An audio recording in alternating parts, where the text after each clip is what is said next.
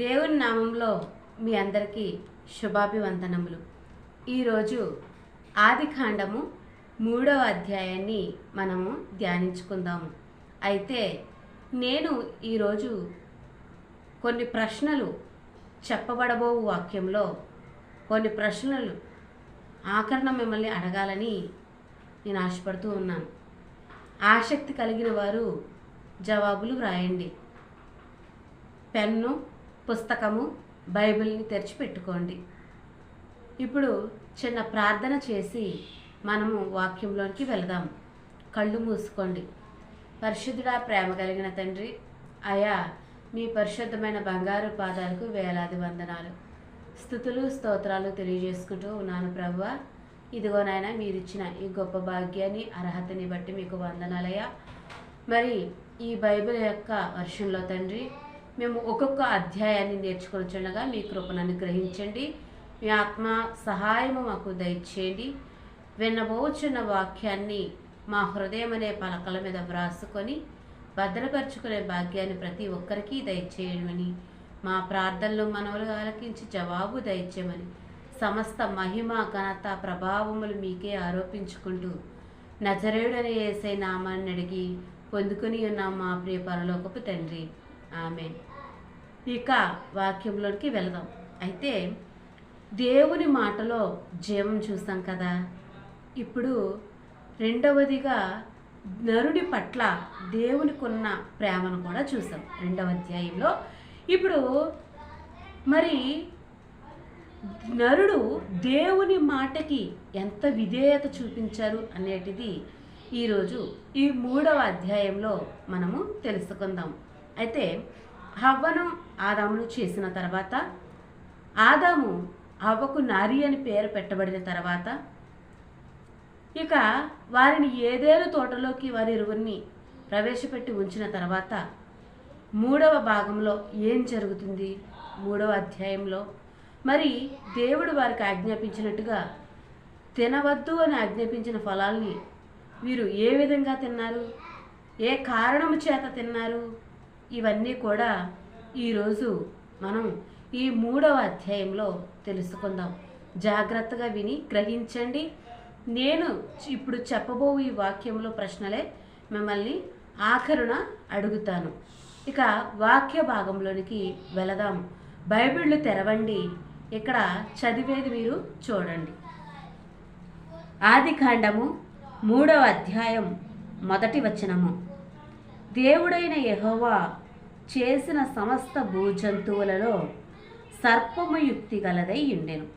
అది ఆ స్త్రీతో, ఇది నిజమా? ఈ తోట చెట్లలో దేని ఫలములనైనను మీరు తినకూడదని దేవుడు చెప్పినా అని అడిగెను.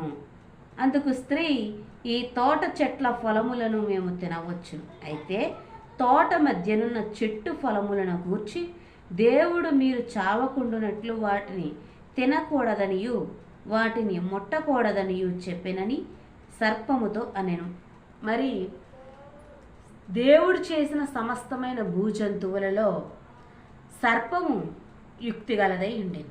అంటే చాలా తెలివి గలదై సర్పము ఉండేది. అయితే ఆ సర్పము స్త్రీతో అంటుంది, ఇది నిజమా? మీరు ఈ తోట చెట్లలో ఏ ఫలములని కూడా తినకూడదని దేవుడు చెప్పాడా అని అడుగుతున్నప్పుడు ఈ స్త్రీ ఏమంటుందంటే, మేము ఈ తోట చెట్లలో అన్ని ఫలములను తినచ్చు, కానీ తోట మధ్యలో ఉన్న ఫలములను తినకూడదు. కనీసము మీరు ముట్టను కూడా ముట్టకూడదు. ఎందు నిమిత్తం అంటే మీరు చావకుండానట్లు ఆ యొక్క ఫలములను మీరు తినకూడదని దేవుడు మాతో చెప్పాను అని చెప్పి ఈ స్త్రీ సర్పముతో మాట్లాడుతుంది. అయితే సర్పము, ఇది నిజము కాదు, మీరు చావనే చావరు.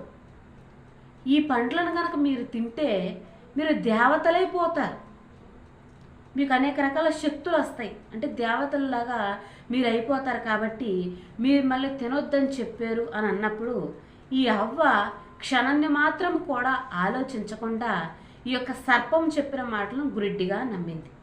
మరి ఆమెకు తెలియదా ఆమె ఎలా సృజింపబడింది? సృష్టికర్త అయిన దేవుని చేత కదా సృష్టింపబడింది. ఇవన్నీ ఆవిడకి తెలుసు కదా. అయితే మరి ఎందుకు సర్పం చెప్పిన మాటలు నమ్మింది, ఎందుకు మోసపోయింది అంటే అక్కడ సర్పముది ఎంతైతే తప్పు ఉందో ఇక్కడ ఈ యొక్క స్త్రీది కూడా అంతే తప్పు ఉంది. ఇక్కడ సర్పము ఆ పండ్లను తింటే దేవతలైపోతారన్నప్పుడు ఈమె దైవత్వానికి ఆశపడింది. ఈమె పుట్టుక ఈమెకి తెలుసు, దేవుడే సృజించారు కదా. అప్పటికి వస్త్రాలు కూడా ఆమెకు లేవు కదా. ఆమెకు తెలుసు, సిగ్గు తెలియని పరిస్థితిలో ఉన్నారు, పసిబిడ్డల పోలే ఉన్నారు. కానీ ఆమె ఈ యొక్క సర్పము ఎప్పుడైతే దేవతల్లో మీరు మారిపోతారు, మీరు చావరని చెప్పినప్పుడు ఈ స్త్రీ ఏం చేసిందంటే హవ్వ ఈ యొక్క దేవతగా మారిపోవడానికి ఆశపడింది, దైవత్వాన్ని కోరుకుంది. ఆశ అనేది ఎంతటి ముప్పుని తీసుకొచ్చి పెట్టింది మీకు. అది ఆమెతోనే పోలేదు కదా. ఇప్పటి వరకు కూడా ఈ ప్రపంచము ఆ యొక్క పాపంలోనే మునిగి తేలుతూ ఉన్నారు. అదే బ్రతుకు పాపపు జీవితాన్ని ఇంకా జీవిస్తూనే ఉన్నాం కదా. అయితే ఈమె దానికి అంతటికీ కారణం ఏంటంటే దైవత్వాన్ని ఆశించడం. దేవుని బిడ్డలారా, దైవ ఆశ అనేది ఎంత ప్రమాదకరమో చూస్తున్నారా? ఆశ మనిషిని ఏ స్థితికి దిగజారుస్తుందో చూస్తున్నారా? దానికి కారణం ఈ అబ్బాయి ఒక నిదర్శనం అని కూడా చెప్పచ్చు. ఎందుకంటే ఆమె వెనక ముందు ఏం ఆలోచించలా, వెంటనే వెళ్ళి ఆ పండ్లను తీసుకుని తినేసి తన భర్తకు కూడా తీసుకొచ్చి ఇచ్చింది. అవి ఎలా ఉన్నాయంట మనం 2వ అధ్యాయంలో చెప్పుకున్నాం కదా. చూడటానికి రమ్యమైనది, ఎంతో రమ్యమైనది, చూడటానికి చాలా చక్కని అయినటువంటి, ఎంతో కళ్ళకి మంచిగా కనిపించేటటువంటి పండ్లై ఆకర్షిస్తున్నాయి, మనిషిని ఆకర్షిస్తున్నాయి. ఆకర్షించినప్పుడు ఈమె ఒక్కసారి కూడా దేవుని మాటను తలుచుకోలేదు. దేవుని మాటను తలుచుకున్నట్లయితే ఈమె భయపడి ఆగిపోనేమో, ఇది నిజమా కాదా అని ఆలోచించలేదు. అంటే ఈ ఆశ ఆమె యొక్క ఆలోచనని దొంగలించింది. అర్థమవుతుందా? ఈరోజు మనమే పరిస్థితుల్లో ఉన్నాము. అదే ఆశ కలిగి ఈరోజు మానవుడు ఎంతో ఆశ కలిగి అత్యాశకు పోయి కూడా జీవితాల్ని పాడు చేసుకున్న వారు లేరా? ఇప్పటికీ అదే ఆశతోనే కదా మానవుని యొక్క జీవితం కొనసాగుతుంది. తప్పు లేదు. కానీ మనము ఆశపడింది అది అందుకునేలా ఉండాలి తప్ప అందని వాటికి మనం ఆశపడి మన జీవితాల్ని పాపమయం చేసుకోకూడదు.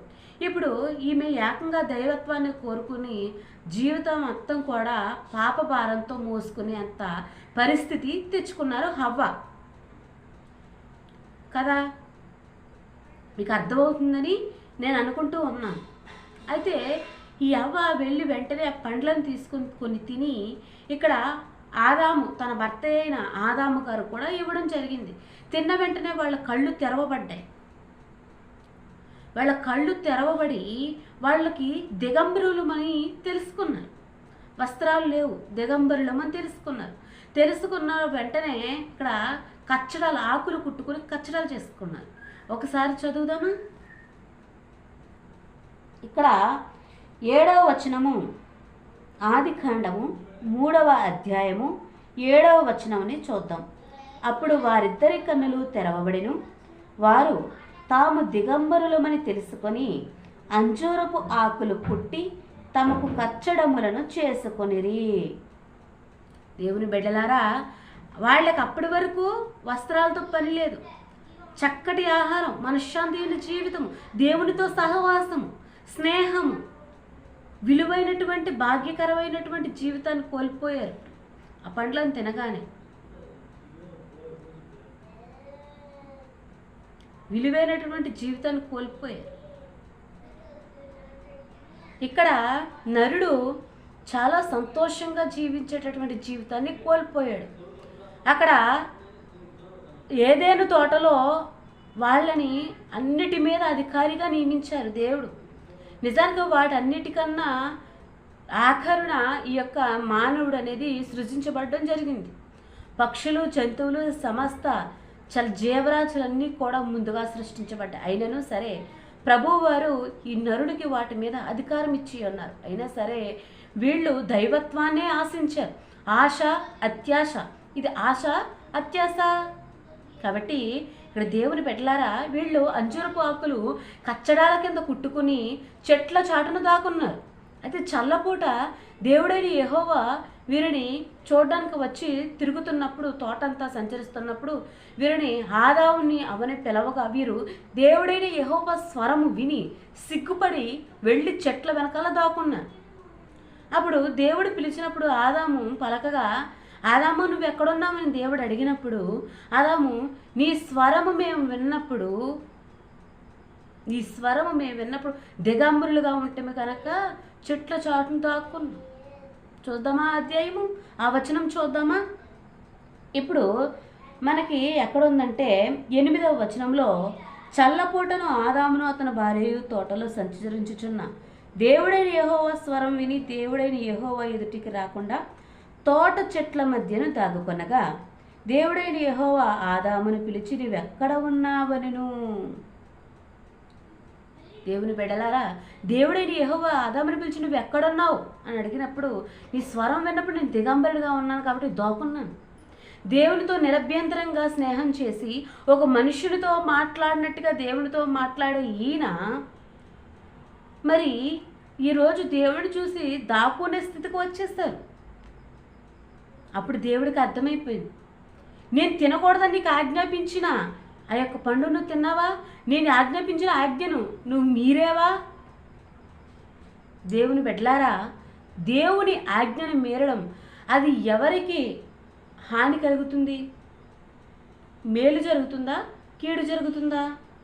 దేవుని ఆజ్ఞను మీరినప్పుడు అది మనకి కీడే జరుగుతుంది. ఎందుకంటే దేవుడు ఏ ఆజ్ఞాపించినా అది మన మేలుకే తప్ప కీడుకి కాదు. కీడు నుంచి తప్పించడానికి ఆయన ఆజ్ఞాపించినప్పుడు ఆ ఆజ్ఞను పాటించాలి. పాటించలేనప్పుడు ఖచ్చితంగా మనం రెండవ దాన్ని పొందుకోవాల్సిన పరిస్థితులు కూడా ఏర్పడతాయి. ఇక్కడ అదే ఈ యొక్క ఆదాము గారికి అవ్వకి కూడా ఏర్పడినటువంటి పరిస్థితి. సర్పం చెప్పింది కదా అని ఈమె ఆ యొక్క దైవత్వాన్ని ఆశించి ఈ యొక్క పండుని తినడం కారణంగా, ఈమె తినడమే కాకుండా తన భర్తకు కూడా తినిపించడం కారణంగా ఇద్దరు కూడా పాపానికి బానిసలైపోయారు. అదే చెప్తున్నారు, నేను తినొద్దని చెప్పినప్పుడు నువ్వు ఎందుకు తిన్నావంటే ఆదాం అంటాడు, నేను తినలేదు, నువ్వు నాతో ఉండడానికి ఇచ్చావు కదా ఈ స్త్రీయే ఈ పండ్లను తిని నాకు కొన్ని ఇస్తే నేను తిన్నానన్నప్పుడు దేవుడు ఈ స్త్రీని అడుగుతారు, నువ్వు చేసిన పని ఏంటంటే సర్పం మోసపుచ్చింది కాబట్టి నేను తిన్నాను. సర్పం మోసపుచ్చింది కాబట్టి నేను తిన్నాను.